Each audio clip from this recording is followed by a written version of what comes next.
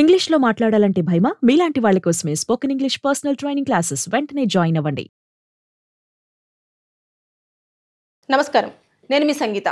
కేంద్ర ప్రభుత్వానికి ఒక నివేదికను సమర్పించారు. ఆ నివేదిక ఎవరు సమర్పించారు? దాంట్లో ఏమున్నాయి అనంటే వైవాహిక వివాహాల న్యాయ పరిష్కార వేదిక అనేవారు ఆ ఒక నివేదికను కేంద్ర ప్రభుత్వానికి అందించారు. దాంట్లో కొన్ని పాయింట్స్ అన్ని కూడా రాసి ఇవ్వడం జరిగింది. దాంట్లో ప్రధానంగా ఏంటి అనంటే ఎప్పుడైతే భార్య భర్తతో 7 సంవత్సరాలు కంటిన్యూయస్ గా కాపురం చేస్తుందో ఆ భార్యకు మాత్రమే భరణం వర్తించేలా ఒక చట్టాన్ని తీసుకురావాలి అందులో పేర్కొనడం జరిగింది. అంతేకాకుండా పిల్లలు ఎప్పుడైతే తల్లిదండ్రులు విడిపోయిన తర్వాత వారు ఆ పిల్లలని కేంద్ర రాష్ట్ర ప్రభుత్వాలే వాళ్ళు తీసేసుకొని ఒక హాస్టల్ని పెట్టేసి దాంట్లో వారి బాగోగులు చూసుకోవాలి అని చెప్పేసి అందులో పేర్కొనడం జరిగింది.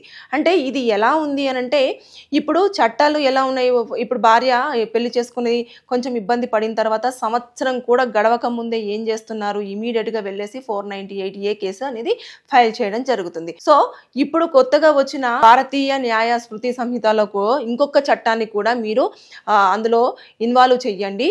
498B అంటే అందులోనంట ఏంటి, ఎప్పుడైతే భార్య భర్తలు విడిపోవాలని అనుకుంటారో వారి పిల్లలని తీసుకొని కేంద్ర రాష్ట్ర ప్రభుత్వాలు ఇద్దరి తల్లిదండ్రుల నుంచి సమానంగా డబ్బులు వసూలు చేసి ఒక మంచి హాస్టల్ ఫెసిలిటీని కల్పించేసి వారి బాగోగులన్నీ అక్కడ చూసుకోవాలి అని చెప్పేసి పేర్కొనడం జరిగింది. అంతేకాకుండా ఈ అమ్మాయి 7 సంవత్సరాలు కంటిన్యూగా కాపురం చేస్తేనే ఆ భరణం అనేది కూడా అందులో వర్తిస్తుంది అని చెప్పేసి ఇన్వాల్వ్ చెయ్యాలని చెప్పేసి ఇలాంటి ఒక పాయింట్ ను కూడా ఆ నివేదికలో చేర్చడం జరిగింది. ఎందుకు వారు ఇంత ఆవేదనతో ఆ లేఖలో ఇలాంటివన్నీ పాయింట్స్ రాయడం జరిగింది అనంటే ఇప్పుడు చూస్తే మనకు ఒకప్పుడు పెళ్లి అంటే ఎంత ఇదిగా ఉండేది అంటే ఒక్కసారి పెళ్లి చేసుకున్నారు అంటే విడిపోవాలి అంటే ఇంకా అసలు ఆ క్వశ్చనే ఉండేది కాదు. అంటే విడిపోవాలన్న ఆలోచన కానివ్వండి, ఆ క్వశ్చన్ కానివ్వండి, లేదంటే అసలు ఏమీ ఉండేది కాదు. పెద్దల సమక్షంలో ఏదన్నా చిన్న ప్రాబ్లం వచ్చినా సరే కూర్చొని పరిష్కరించుకొని అక్కడికక్కడికి సాల్వ్ అయిపోయేది. కానీ ఇప్పుడు పెళ్లి చేసుకున్న తర్వాత ఎలా జరిగిందంటే సంవత్సరం గడవక ముందే అమ్మాయిలు విడాకులు కావాలని చెప్పి కోర్టులో జరుగుతుంది. లేదు అనుకుంటే వారి చేతిలో ఉన్న అస్త్రం 498A అబ్బాయిల మీద పెట్టడం జరుగుతుంది. దానివల్ల చాలా ఇబ్బందులు జరిగేసి అబ్బాయిల ఆస్తులు లేదంటే డబ్బు మీద వారి ఎక్కువ మంది ఇలాగే పెళ్లిళ్ళు చేసుకున్న వారందరూ కూడా అబ్బాయికి ఎంత ఆస్తుంది, ఎన్ని డబ్బులున్నాయి, ఒకవేళ మనకు ఎంత డబ్బులు ఇవ్వగలడు, ఇలాంటివన్నీ చూస్తున్నారా తప్పించి మాకు ఎంత ప్రేమ అక్కడి నుంచి లభిస్తుంది, లేదు అనుకుంటే నన్ను ఎంత బాగా చూసుకుంటాడు, రేపటి రోజుల్లో ఎంత బాధ్యతగా ఉంటాడు అనేది మాత్రం అసలు చూడడం లేదు అనేది వారి ఆవేదన అందులో. సో ఈ నేపథ్యంలోనే ఇలాంటి చట్టాన్ని తీసుకొస్తే అన్ని రకాల శ్రేయస్కరం ఉంటుంది. ఒకప్పుడు మన దేశం వైపు పెళ్లి అంటే మన సంప్రదాయాలని మన పెళ్లి వాతావరణాన్ని పాటించే కొన్ని కంట్రీస్ అన్ని కూడా కొన్ని స్టేట్స్ అన్ని కూడా చూస్తూ ఉంటే ఇప్పుడు చూస్తుంటే మన పెళ్లి విషయాలలో అసలు ఎలాంటి ఇది కనిపించట్లేదు. అంటే దాంట్లో ఎలా ఒక బాధ్యత కనిపించట్లేదు, ఒక ప్రేమ కనిపించట్లేదు, ఎంత ఆర్టిఫిషియల్ గా అయిపోయింది. తర్వాత నెక్స్ట్ ఏదో సాధించాలి అన్న ఉద్దేశంతో ఇతరుల జీవితంలోకి రావడం జరుగుతుంది అని చెప్పేసి అనే ఆలోచనలకే వస్తున్నారు తప్పించి అసలు భారతదేశంలో మ్యారేజ్ అని అంటే ఒక పెద్ద పండగ వాతావరణం. అంటే కొంతమంది గతంలో అయితే 7 రోజుల పాటు 10 రోజుల పాటు పెళ్లిళ్ళు చేసుకునేవారు. ఇంకా రాను ఒక వారి కాల క్రమేణా లేదంటే మారుతున్న పరిస్థితుల నేపంతో కానివ్వండి ఇలాంటి వాటి ద్వారా కొంచెం పెళ్లి రోజులు అనేవి తగ్గుతూ వచ్చేసి ఇప్పుడు గంట కుదిర్చారు అనుకోండి. కానీ పెళ్లి గతంలో అయితే ఎక్కువగా రోజులకు పెళ్లి చేసుకున్న సందర్భాలు ఉన్నాయి. అప్పుడే చాలా బాగా ఉన్నాయి.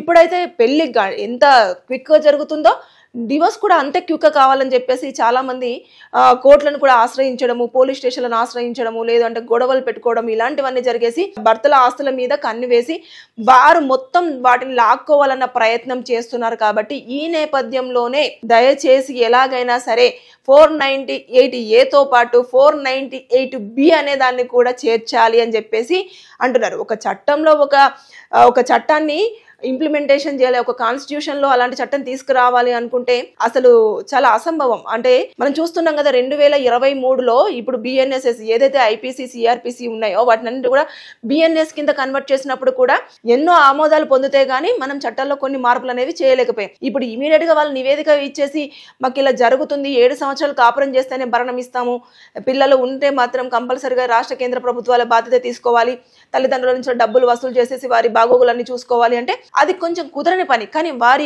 బాధలో ఎంత న్యాయం ఉందో చూడండి. అంటే చాలా పోరాటాలు జరుగుతున్నారు, కొంతమంది సూసైడ్ చేసుకుంటున్నారు. ఇవన్నీ చేసుకుంటున్న నేపథ్యంలోనే కేంద్ర ప్రభుత్వానికి అలా వారు కూడా లేఖ రాయడం జరిగింది. సో దాని మీద కేంద్ర ప్రభుత్వం కూడా సానుకూలంగానే స్పందించింది అని చెప్పేసి మనకైతే వార్తలు వినిపిస్తున్నాయి. అది ఎంతవరకు నిజం అనేది మాత్రం ఇప్పటి వరకు క్లారిటీ లేదు. అయితే ఇప్పుడు ప్రభుత్వం ఒకవేళ ఆలోచన చేసినా కూడా దాన్ని ఇంప్లిమెంటేషన్ చేయాలన్నా కూడా అనేక ఆమోదనలు పొందాలి. కాబట్టి దానికి it's take time, lot of time. అంతేకాకుండా నిజంగానే వారు అడిగిన దాంట్లో కూడా ఎంతో కొంత న్యాయం ఉందని చెప్పేసి నాకు కూడా అనిపిస్తుంది. అంటే ఇమీడియట్ గా వచ్చిన ఈ రోజు పెళ్లి చేసుకుంటున్నారు, ఇంకా రేపు కేసు పెట్టారు అంటే ఇంకా వాళ్ళు ఇంకా ఇతనితో బాలేదు, నేను సరిగ్గా లేను, లేకపోతే అతను నాతో సరిగ్గా ఉండట్లేదు అని చెప్పేసి అన్న 2 రోజులు కానివ్వండి, గంట కానివ్వండి, ఒక్క రోజు కానివ్వండి, అప్పుడు ఇంకా కేసు ఫైల్ చేసేస్తే అది కేసు కింద కన్వర్ట్ అవుతుంది. వెంటనే ఇమీడియట్ గా ఇంకా వాళ్ళు కోర్టు దగ్గరికి వెళ్ళిన తర్వాత భరణం కింద డబ్బులు వసూలు చేసుకోవాలనే ఉద్దేశంతో వాళ్ళ థాట్ లో ఉంటున్నారు. అంటే ఇప్పుడు అబ్బాయి పేరు మీద ఏమున్నాయో దాంట్లో నాకు సగం కావాలి అని చెప్పేసి అమ్మాయిలు కూర్చోవడం జరుగుతుంది. అంటే ఎంత మానసికంగా ఒత్తిడికి గురై, లేదంటే ఎన్ని ఇబ్బందులు పడితే ఇలా వారి లేఖలో పేర్కొనడం కేంద్ర ప్రభుత్వం దాకా వెళ్లేసి వారి ఒక ఆవేదనను నివేదిక రూపంలో సమర్పించడం జరిగిందంటారు. సో ఇవన్నీ జరుగుతున్న నేపథ్యంలో పెళ్లి అనే ఒక మాట రేపటి ఫ్యూచర్ లో మనము వింటామేమో గానీ చూసే రోజులు కూడా పోతాయి అన్న భయం కూడా ఎక్కువగానే వేస్తుంది ఇలాంటి సిచ్యువేషన్స్ చూస్తూ ఉంటే. ఏదేమైనా సరే కానీ ఆ నివేదికలో వాళ్ళు రాసింది మాత్రం వారు ఏది రాసినా సరే కొంచెం అయితే వారు న్యాయపరంగానే అడిగారని చెప్పేసి అయితే నా మనసుకు అనిపించింది. నిజంగానే గంట పెళ్లి చేసుకున్న గంటలోనే వెళ్ళిపోయి నాకు అబ్బాయిలో ఆస్తిలో సగం కావాలి, లేదంటే అబ్బాయి సంపాదించే దాంట్లో సగం కావాలి అంటే కుదరదు. అలా ఇచ్చే ప్రసక్తి అయితే ఈ మధ్య కాలంలో కూడా కోర్టులు కూడా చాలా వరకు ఆలోచించడం జరుగుతుంది. అంతేకాకుండా అమ్మాయి ఒకవేళ చదువుకొని తను ఉద్యోగం చేసుకునే అంత క్యాపబిలిటీ ఉంది అని అంటే దయచేసి మీరే సంపాదించుకోండి అని చెప్పేసి ఆల్రెడీ కోర్టు జడ్జెస్ కూడా సూచించడం జరుగుతుంది. కాబట్టి అబ్బాయిలు ఇప్పుడు అంత భయపడాల్సినంత అవసరం కూడా లేదు. చట్టాలలో చాలా మార్పులు వస్తున్నాయి. ఎందుకంటే కేసులు ఎంతవరకు జెన్యూనిటీ ఉంటుంది, ఎంతవరకు జెన్యూనిటీ ఉండట్లేదు అనేది కూడా చాలా క్లియర్ గా మెన్షన్ చేస్తున్నారు. తర్వాత నెక్స్ట్ చూస్తున్నారు, ప్రతి ఒక్క ఎవిడెన్స్ ను అబ్జర్వ్ చేస్తున్నారు. కోర్టుకు వచ్చిన దాంట్లో కూడా ఎందుకు ఈ కోర్టు దాకా వచ్చింది, తర్వాత ఎందుకు వీరి వాదనలో చాలా వేరియేషన్ కనిపిస్తుంది, ఎందుకని ఇలా జరుగుతుందని చెప్పేసి ప్రతిదీ point to point, pin to pin observe చేయడంలోనే ఎక్కువగా టైం టేకెన్స్ జరుగుతున్నాయి. ఆ అబ్జర్వేషన్ లో కూడా చాలా వరకు పాయింట్స్ అనేది తీసుకుంటున్నారు న్యాయమూర్తులు. తీసుకున్న తర్వాతనే జడ్జిమెంట్ అనేది రావడం జరుగుతుంది. కాబట్టి వారి నివేదిక ఎంతవరకు అప్లికేబుల్ అవుతుందో తెలియదు, కాబట్టి ఎంతవరకు అమలయ్యే అవకాశాలు ఉన్నాయో తెలియదు. కానీ వారు అడిగింది మాత్రం వారు మానసికంగా ఎంత ఆవేదన పడితే తప్ప పెళ్లి అనే కల్చర్ పోతుంది అని భయపడుతున్నామని చెప్పేసి కూడా చెప్తున్నారు. అంటే వారు ఎంత వారి భార్యలతో ఎంత ఆవేదన పడి మానసికంగా ఇబ్బంది పడి, లేదంటే వారు ఆస్తిపాస్తులు పోగొట్టుకున్న వాళ్ళు మాత్రమే ఇలాంటిగా ఒక సంఘటితంగా ఏర్పడేసి ఇలాంటి నివేదికలు సమర్పించడం అనేది కామన్ గా జరుగుతుంది. అంటే ప్రాబ్లం వచ్చినప్పుడే కదా మనం ఒక న్యాయం కోసం పోరాడుతూ ఉంటాం. అలా న్యాయం కోసం వెళ్ళినప్పుడే ఆ అధికారుల దగ్గరికి వెళ్ళినప్పుడు వారి నివేదికలో ఇంత క్లియర్ గా రాశారు. అంటే ఇప్పుడు బేసిక్ గా చెప్పాలంటే బిఎన్ఎస్ ఏదైతే ఉందో 85 కింద వాళ్ళు పెట్టారు కదా, ఇప్పుడు 85A అట్లా పెట్టమని చెప్పేసి అంటున్నారు. అంటే 8 సంవత్సరాలు 7 సంవత్సరాలు 10 సంవత్సరాలు అనేది కాదు, అసలు వారికి ఎంతవరకు క్యాపబిలిటీ ఉన్నది అనేది కూడా కోర్టు అనేది పరిశీలించడం జరుగుతుంది ఈ మధ్య కాలంలో. అంటే ఈ రోజుల్లో అమ్మాయిలంతా చదువుకునే వాళ్ళ మాక్సిమం ఉంటున్నారు, చదువు లేని వాళ్ళంటూ వాళ్ళు ఎవరు ఉండట్లేదు. సో చదువుకున్నప్పుడు ఖచ్చితంగా కోర్టు ఏమని వారికి సూచిస్తుంది, మీరు జాబ్ చేసుకోండి, మీకు క్యాపబిలిటీ ఉంది కదా, మీరు సర్వైవ్ అయ్యే అంత ఉంది కదా అని చెప్పేసి అనే క్యాలిబర్ ఉన్నప్పుడు మీరు ఇతరుల ఆస్తి మీద ఎందుకని డిపెండ్ అవ్వడము, వారి ఆదాయంతో మీకేం పని అని చెప్పేసి క్వశ్చన్ చేస్తున్న సందర్భాలు కూడా మనం వింటూ ఉన్నాం. కొన్ని కోర్టులలో జరుగుతున్నాయి, కొన్ని స్టేట్స్లలో కూడా ఇప్పటికీ క్వశ్చన్స్ వేస్తూనే ఉన్నారు. కాబట్టి వారి నివేదిక కేంద్ర ప్రభుత్వానికి సమర్పించడము జెన్యూన్ అయిందని చెప్పేసి నా ఒపీనియన్. ఎందుకంటే నిజంగానే చాలా మంది అబ్బాయిలు చూస్తున్నాం కదా, కోర్టు దగ్గర చిన్న చిన్న వాటికే కేసులు ఫైల్ అయిపోయి వాళ్ళ దాంట్లో నుంచి బయటికి రాలేక, అందులో ఉండలేక, దాన్ని ఎట్లా సాల్వ్ చేసుకోవాలో తెలియక చాలా ఇబ్బందులను ఎదుర్కొంటూ ఉన్నారు. అంటే బేసిక్ గా చట్టాలన్నీ కూడా అమ్మాయిలకు కొంచెం ఫేవర్ గా గతంలో జరిగిన చూసుకుంటే, అంటే అప్పట్లో వంటింటికే పరిమితం అయిపోయిన అమ్మాయిలు బయటకు చెప్పుకోలేరు, హింసాత్మకంగా కొంచెం గురైనా కూడా ఎవరితో చెప్పుకోలేని సిచ్యువేషన్ లో ఉన్నారు. కాబట్టి అప్పుడు రూపొందించిన చట్టాలు వారికి అనుకూలంగా కొంచెం ఫేవర్ గా ఉన్నాయి కాబట్టి అందులో ఉన్నాయి. కానీ ఇప్పుడు 2 వర్గాలకు, అంటే ఇప్పుడు అందులో ఎంత పాయింట్స్ ఉన్నప్పటికీ కూడా కోర్టు ఎలా ఆలోచిస్తుందని అంటే అబ్బాయి పరంగా కూడా ఆలోచించడం జరుగుతుంది.